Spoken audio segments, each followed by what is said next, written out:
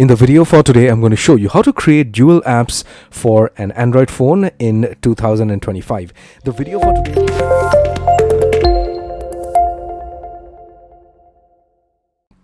today is going to be very interesting because I'm going to show you how to create a dual instance for almost any app on your Android device. So I urge you to watch my video till the end, and if you like my video, give it a thumbs up, subscribe and share the video further.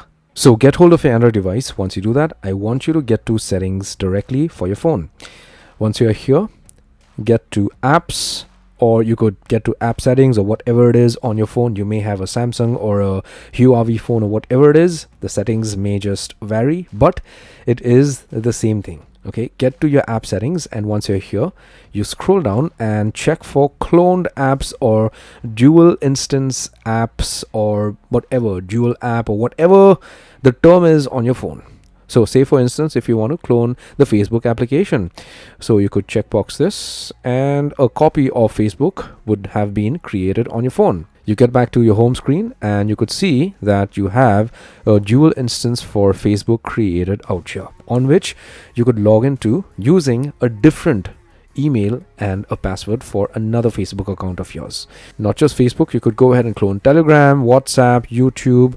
And if you want to clone any other application that is on your Android device, you're going to see that out here under this list. You could just check the dialog box and switch the dual instance on for the application you want to clone. So by doing this, you could clone any app on your Android device. I hope this helps. Take care, my friend.